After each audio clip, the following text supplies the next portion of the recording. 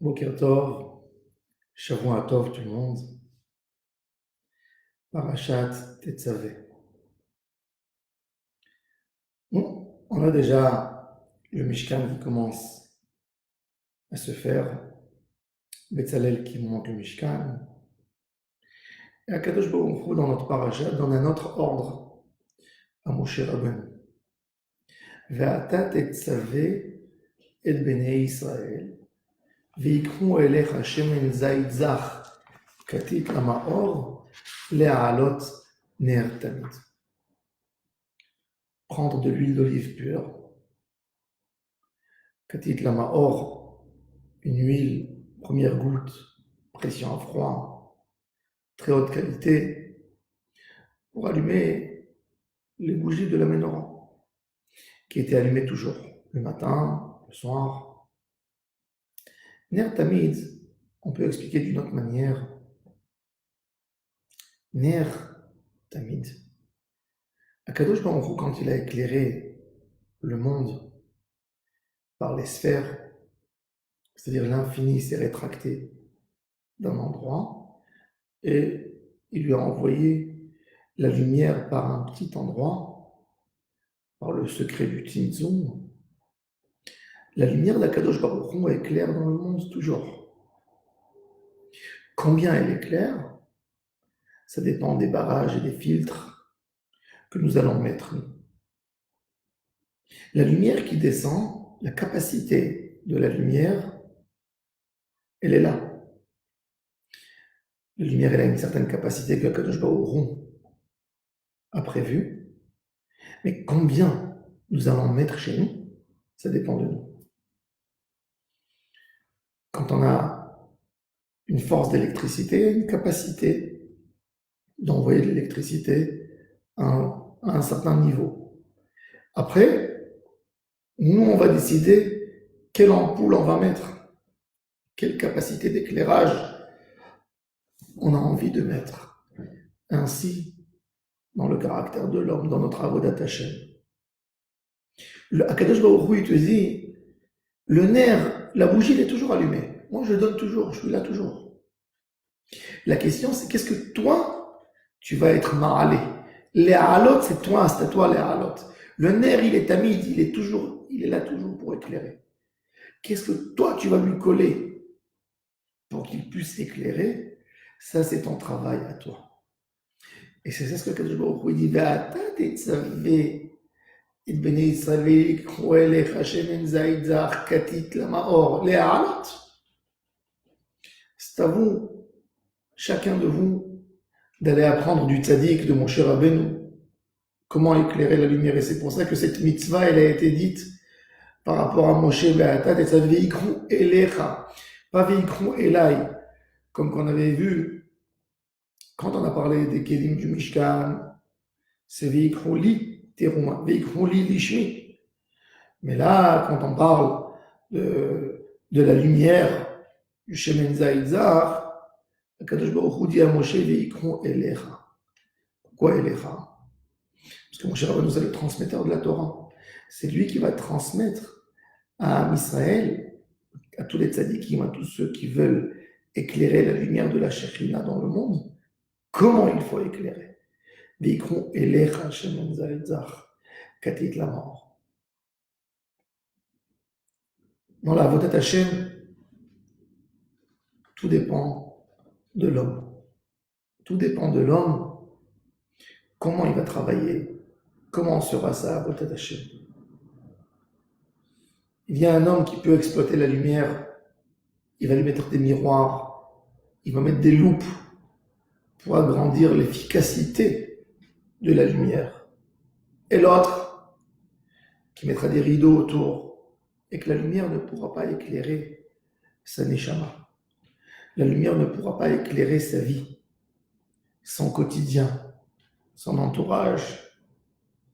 La lumière, c'est tellement important.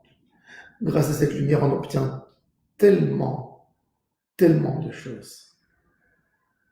Un homme qui vit dans un endroit obscur peut voir il y a beaucoup de choses, beaucoup d'ustensiles à côté de lui qui peuvent le servir pour toute sa vie. Mais il n'est pas là pour les voir. Il n'est pas là, hein. Admettons un homme qui vit dans une chambre obscure, totalement obscure, avec un noir terrible, et il est debout sur ses pieds, il a mal aux pieds. Mais il ne sait pas qu'il y a un fauteuil à côté de lui où il peut s'asseoir, où il peut trouver un repos. Il ne sait pas qu'il y a à côté de lui une fourchette et une assiette avec quoi il peut s'en servir pour manger. Ça, c'est le manque de lumière. Le manque de lumière qui ne nous laisse pas voir ce qui est bon pour nous. Le manque de lumière qui ne lui font pas comprendre à quel point sa femme, elle l'aime. Le manque de lumière qui n'arrive pas à voir la beauté de l'âme qui se trouve dans son fils. Il voit que les mauvaises choses. Tout ça, c'est des manques de lumière. Kadosh Baruch Hu a donné la lumière. Mais qu'est-ce que tu as fait, toi, pour bénéficier de toute cette lumière? Quand un homme n'a pas de lumière, qu'est-ce qu'il voit? Il voit de l'obscurité partout. Il voit l'ombre. Quand il voit des gens devant lui, il ne les voit pas dans toute leur splendeur et dans toute leur beauté et dans tout leur potentiel. Qu'est-ce qu'il voit? Il voit uniquement les défauts des autres. Pourquoi? Il voit, oui, il voit. Mais il voit, il est dans un endroit qui n'est pas éclairé, qui n'est pas allumé. Donc il ne voit pas. Il voit une fausse image. Et ça c'est le travail qu'il y a sur chacun de nous. Les halot ner, de nous-mêmes de faire monter. Les halot et taner, c'est voir la puissance de la lumière, cette puissance, à quel niveau je vais recevoir cette lumière de la Shekhinah, tout dépend de mon travail. Ça dépend de mon travail. Je vais enlever un voile, j'aurai plus de lumière. Je vais enlever un deuxième voile, j'aurai plus de lumière. Un troisième, ainsi de suite, pour obtenir cette lumière. Cette lumière, elle vient et elle éclaire quand on est face. Enlever un voile, c'est pas simplement un voile comme un dessin, c'est un comportement faux, un faux comportement qu'on a. Quand on a une mauvaise qualité qu'on n'a pas réparée, ben cette mauvaise qualité, c'est un voile. C'est un voile qui empêche le neshama d'éclairer la route, d'éclairer tout. Et c'est pour ça que la Torah, elle a dit Shemen Zaïdzach, Katit. C'est quoi Katit? Alors le Midrash nous parle de Katit, c'est l'olive. Quand quelqu'un va voir comment on fabrique l'huile d'olive, il sera étonné. Tu prends une belle olive et tu la casses. Et après que tu l'as cassée, tu vas prendre une grosse pierre énorme qui va la broyer et broyer. Et après, tu vas voir qu'on prend un tissu et qu'on attache fort et qu'on presse. Et tu te dis, ah, regarde comment ils ont abîmé ce fruit qui est extraordinaire. Cette belle olive qui avait une belle couleur. Qu'est-ce qui sort de ça après? De l'huile d'olive qui va éclairer. On est obligé de casser tous ces voiles, tout ce qui nous empêche de goûter à l'huile. La Gemara a dit qu'un des fruits rares qui a un contraste, qui a deux extrêmes, c'est l'olive. La Gemara a dit le père, c'est l'olive. Il fait oublier. Vous savez que quand quelqu'un il mange beaucoup d'olives, ça lui fait perdre la mémoire. Le Hari Akadosh a fait une kavana spéciale. Quand on mange des olives, ça ne nous fasse pas oublier. La Gemara, à la fin du traité Horayot, elle explique que l'olive fait oublier. Mais l'huile d'olive ramène la mémoire. Quand quelqu'un veut manger des olives, alors s'il ne veut pas que l'olive lui fasse du mal, qu'il mette de l'huile d'olive dessus. La Gemara dit le père, il fait oublier, et le fils, il fait rappeler. Il amène la mémoire. L'huile d'olive, c'est le résultat. C'est un travail qui a été fait. Tu as enlevé le voile.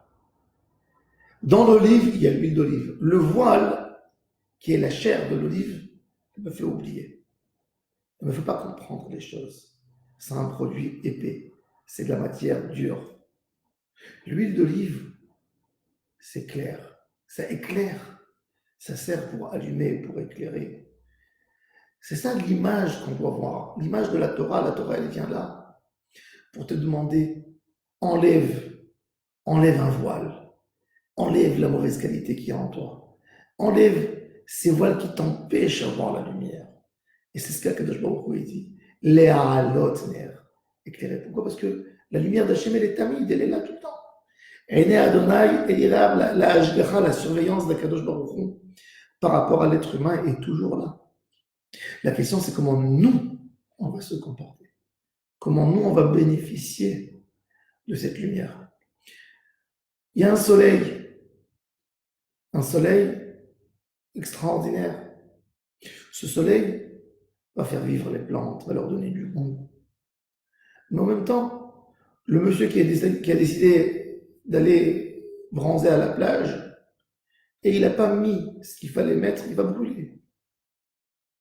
Est-ce que le soleil est mauvais? Non, le soleil n'est pas mauvais. C'est l'homme par son comportement qui n'a pas su vivre avec le soleil. La lumière est extraordinaire. Elle est magnifique, elle donne tellement pour l'homme. Mais c'est l'homme qui ne sait pas utiliser la mesure. Et tout le travail du Mishkan, c'est de nous donner des mesures, nous donner une notion comment s'approcher à Hachem Barach. Que Kadosh Baruch Hu nous aide, qu'on sache allumer, qu'on sache éclairer, qu'on sache enlever le voile et se rapprocher de lui. Je souhaite à tous et à toutes une excellente semaine. Shavua Tov, Mutzlach, Bracha, Rebacha Ve'atzlacha, Lekol Am Israël. Amen. Keni Ratzon.